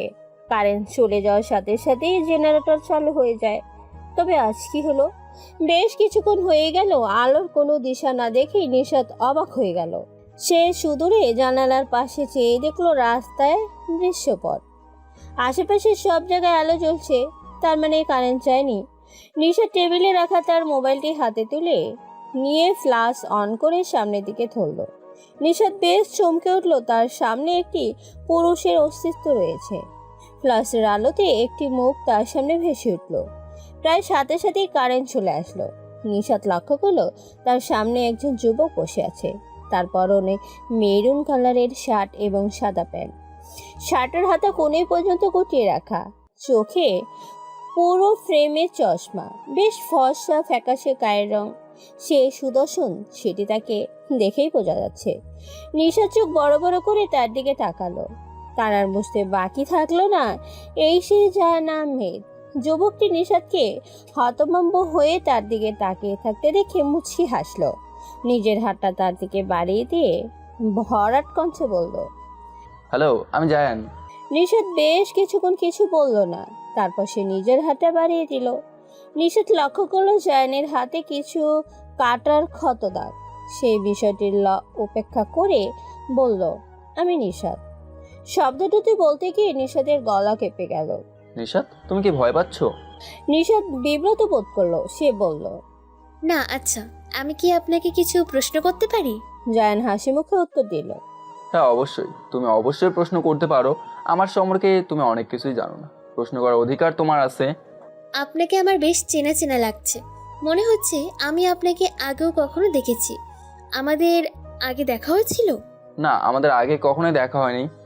আচ্ছা, ঠিক আছে। আপনি আমাকে কিভাবে চেনেন? এই প্রশ্নই সবচেয়ে বড় প্রশ্ন। এতদিন ধরে আমি এটা ভাবছি। আশা করি উত্তরটা দেবেন। জায়ান আহমেদ এবারে একটু গম্ভীর হয়ে গেল। তার মুখ থেকে হাসি মুছে গেল। সে স্বাভাবিকভাবে বলল, সেটা একটা লম্বা গল্প। আজকে কি শোনার সময় হবে তোমার? তুমি কিন্তু গতকালকে রাতে আমাকে বলেছিলে তুমি 1 ঘন্টার বেশি সময় দিতে পারবে না। নিশাত ঘড়ির দিকে তাকালো। 8:40 বাজে। সে বলল, সমস্যা নেই, আপনি বলুন।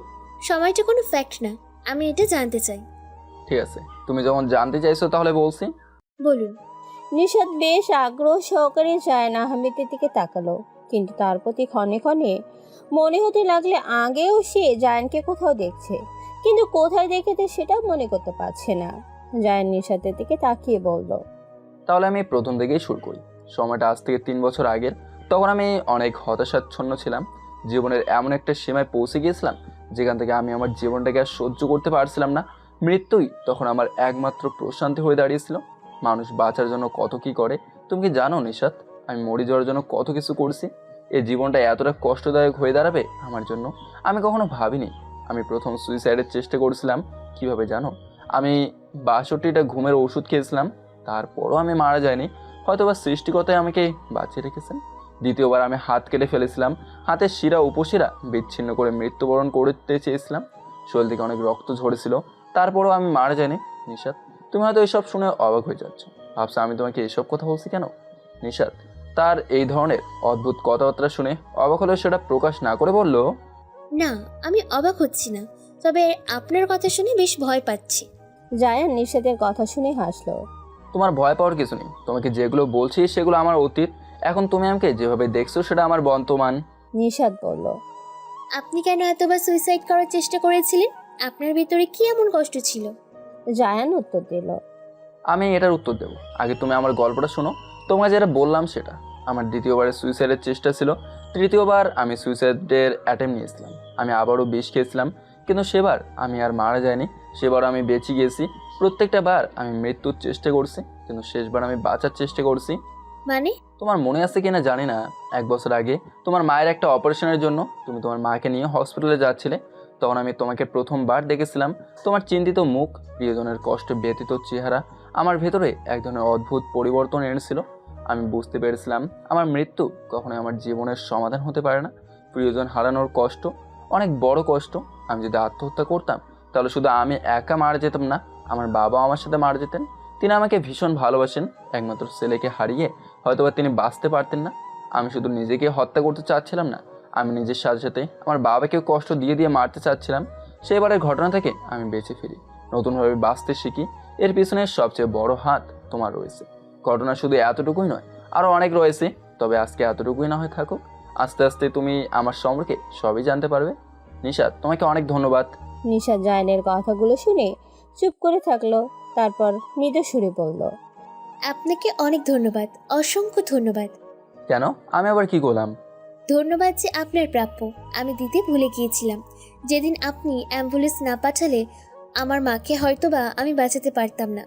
আপনি আমাকে সেই সাহায্যটি করেছেন, তার জন্য আমি সারা জীবন কৃতজ্ঞ হয়ে থাকব। জায়ান মৃদু হাসলো। আচ্ছা ঠিক আছে, আন্টি এখন কেমন আছেন? জি, অনেক ভালো আছেন। নিশাত, তোমাকে অনেক সুন্দর লাগছে।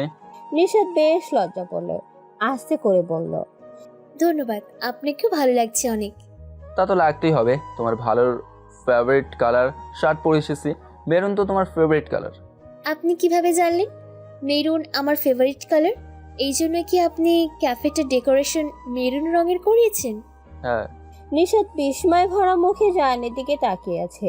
নিশাতকে অবিশ্বাসের দৃষ্টিতে তার দিকে তাকিয়ে থাকতে দেখে জায়ান বলল, চলো নিশাত, কফি অর্ডার করি, তোমার কফিটা ঠান্ডা হয়ে গেছে। নিশাত কোনো উত্তর দিল না। জায়ান ওয়েটারকে ডেকে বলল, একটা এক্সপ্রেসো কফি আর একটা ব্ল্যাক কফি উইথাউট সুগার। আমি এক্সপ্রেসো কফি পছন্দ করি, আপনি কিভাবে জানলেন? এটা যেন বেশ কঠিন কিছু ছিল না, ধরে নাও এভাবেই জেনে গেছি। নিশাত জায়ানকে জিজ্ঞেস করলো, আপনার বাবা কি করেন? ওনার বিজনেস আছে ইমতিয়াজ কনস্ট্রাকশন হাউসের। ওয়েট, আপনার বাবার নাম কি ইমতিয়াজ আহমেদ? হ্যাঁ। আপনি ওনার ছেলে জায়ান আহমেদ? হ্যাঁ। নিশাত এবারে বিস্ময় চূড়ান্তে পৌঁছে গেল। সে বিশ্বাস করতে পারছে না তার সামনে মানুষটিকে হঠাৎ করে সে চিনতে পেরে গেল। সে জায়ানকে চিনতে পেরেছে। জায়ানও মনে হয় বিষয়টি বুঝতে পারলো, সেটার দিকে তাকিয়ে বলল, হ্যাঁ, তুমি যেটা ভাবছো সেটাই। নিশাত বলল, এটা কিভাবে সম্ভব? আমি যেটা ভাবছি সেটা যদি হয় তবে তো আপনি মৃত। আপনি বেঁচে আছেন কি করে? 8 বছর আগে তো ইমতিয়াজ আহমেদের ছেলে মারা গিয়েছিল। সারা পৃথিবীর সামনে আমি মৃত, কিন্তু আমি বেঁচে আছি। 8 বছর আগেই তো ইমতিয়াজ আহমেদের একমাত্র ছেলে এবং স্ত্রী অগ্নি দুর্ঘটনায় মারা গিয়েছিল। আপনার ছবিও তখন আমি টিভিতে নিউজে দেখেছিলাম।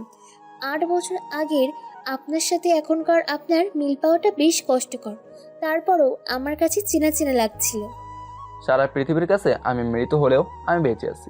আমি এভাবেই বেঁচে থাকতে চাই। আমি মানুষকে জানাতে চাই না যে আমি বেঁচে আছি। কিন্তু কেন?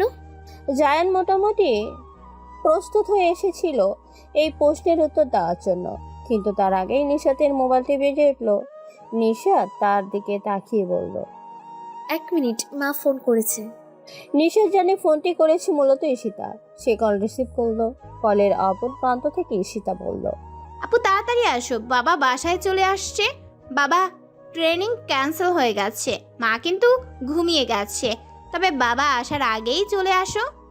নিশাত অতি ব্যস্ত হয়ে তার ঘড়ির দিকে তাকিয়ে দেখলো রাত 10টা বেজে গেছে। এত দ্রুত সময়টা কেটে যাওয়াতে নিশাত ভীষণ অবাক হয়ে গেল।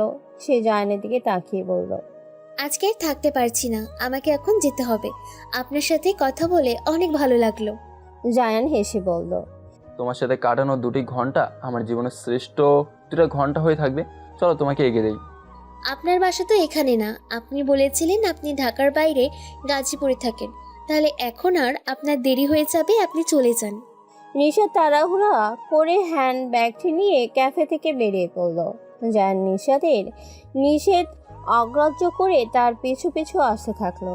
রাস্তায় পাশাপাশি হাঁটতে হাঁটতে দুজনের মধ্যে বেশ কিছু কথাবার্তা হলো। নিশাত তাকে বলল, আপনি এখন চলে যান, আমি বাসার কাছে চলে এসেছি। এখানে তো আমারও বাসা, ওই যে পাশের বিল্ডিংটাতে আমি থাকি। আমি আমার বাসায় যাচ্ছি। বলেন কি, আপনি এখানে থাকেন? এর মানে কি? আসলে প্রতিদিন 6টা থেকে রাত 2টো পর্যন্ত আমি এই বাসাটাতে থাকি। রাত 2টোর সময় বাসা থেকে চলে যাই। সেদিন তো তোমাদের সেই কেয়ারটেকার আমাকেই চোর বানিয়ে দিয়েছিল, ভুলেই গিয়েছিল। কি আপনি এখানে থাকেন? হ্যাঁ। বলেই যান পেছনে ঘুরে পাশের বিল্ডিংটির দিকে যেতে থাকলো। একবার পেছন ঘুরে নিশাতের দিকে তাকিয়ে মুচকি হাসলো। নিশাত হতভম্ব হয়ে দাঁড়িয়ে থাকলো। তার মানে জায়ান এতদিন ধরে তার আশেপাশেই থাকতো। সে সেটা এতদিন পর টের পেয়েছে। আর কি করেছে এই ছেলে, সেটাই তো এখন সে বুঝতে পারছে না। এমন সময় নিশাত অন্ধকারে দেখতে পেলে একটি পরিচিত মুখ তার দিকে এগিয়ে আসছে। বুঝতে পারলো এটাই তার বাবা। নিশাত তার বাবাকে দেখে অন্ধকারের মধ্যে সিঁড়ি ভেঙে বাসার দিকে দৌড়ে উঠতে থাকলো। ইকবাল হোসেন নিশাতকে দেখতে পাননি। তিনি বেশ অবাক হয়ে লক্ষ্য করলেন কেউ তাকে থেকে ভয় পেয়ে দৌড়ে পালালো। তাকে দেখে ভয় পাওয়ার কি আছে? তিনি কি বাঘ নাকি ভাল্লুক? অদ্ভুত ব্যাপার। বলেই ইকবাল হোসেন বাসা দিকে যেতে থাকলেন। নিশাত তার বাবার বাসা আসার আগেই বাসায় ঢুকে পড়ল। ঈশিতা আগে থেকেই তার জন্য দরজা খুলে রেখেছিল। নিশাত ঘরে ঢোকার সাথে সাথেই ঈশিতা তাকে নিয়ে তাদের ঘরে চলে আসলো। কিছুক্ষণ পরে ইকবাল হোসেন বাসায় আসলেন। তিনি বাইরের দরজা খোলা দেখে বেশ বিস্মিত হয়ে গেলেন। ঈশিতা এবং নিশাত দুজনেই বাবার আসার শব্দ পেয়ে তাড়াহুড়া করে বাবার সামনে চলে এলো। ইকবাল হোসেন তার দুই মেয়েকে এত অস্থির হতে দেখে বললেন, কি হয়েছে? তোমাদের দেখে মনে হচ্ছে তোমরা আমাকে দেখে খুব ভয় পাচ্ছ। কোনো ঘটনা ঘটিয়েছো নাকি? নিশাত কিছু একটা উত্তর দিতে যাচ্ছিল, তার আগে ঈশিতা হট করে উত্তর দিল, তোমাকে দেখে ভয় পাওয়ার কি আছে? তবে বাবা, তোমার না ট্রেনিং ছিল ময়মনসিংহে, তুমি চলে আসলে কেন হঠাৎ? ইকবাল হোসেন অবাক হয়ে তার দুই মেয়েকে বললেন, তোমার কথা শুনে মনে হচ্ছে আমি বাসায় চলে আসাতে তোমরা খুবই বিপদে পড়ে গেছো। নিশাত উত্তর দিল। না বাবা, কোনো সমস্যা নেই, আমরা তো কিছুই করিনি। ইকবাল হোসেন তার বড় মেয়ের দিকে তাকিয়ে লক্ষ্য করলেন নিশাত বেশ সাজগোজ করে আছে। সাধারণত তার মেয়ে খুবই সাধারণভাবে থাকে, তার ভিতরে সাজগোজ করার প্রবণতা খুবই কম। তিনি অবাক হয়ে নিশাতকে জিজ্ঞেস করলো, তুমি কি কোথাও গিয়েছিলে নাকি? এত সাজগোজ করেছো দেখছি। নিশাত প্রচন্ড ভয় পেয়ে গেল। সে কি বলবে কিছুই বুঝতে পারছে না। সে এখন কি উত্তর দিবে ঠিক করে উঠতে পারছে না। এমন সময় ঈশিতা বলল, না বাবা, আপু কোথায় যাবে? আপু তো বাসায় ছিল। ওই আমি আপুকে কিছু ছবি তুলে দিয়েছিলাম, এই জন্য আপু একটু সাজুগুজু করেছে আর কি। হঠাৎ ছবি তোলা? হ্যাঁ, ওই দিন বড় ফুপু কিছু ছবি চেয়েছিল আপুর বিয়ের জন্য, সেই জন্য তুলেছিলাম আর কি। নিশাত অবাক হয়ে তার ছোট বোনের এত গুছিয়ে মিথ্যে কথা বলা দেখছে। সে কখনোই এত সহজে গুছিয়ে মিথ্যে কথা বলতে পারে না, অথচ তার ছোট বোন সাধারণ একটা কথাকে অতিরঞ্জিত করে সাজিয়ে গুছিয়ে বলতে পারে।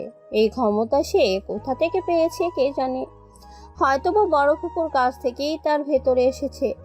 ইকবাল হোসেন তার ছোট মেয়ের কথা শুনে কিছুক্ষণ কোনো কথা বললেন না। এরপর তিনি স্বাভাবিক গলায় বললেন, এরপর থেকে যদি তোমাদের ফুপি নিশাতের কোনো ছবি চায় তাহলে দেওয়ার কোনো প্রয়োজন নেই।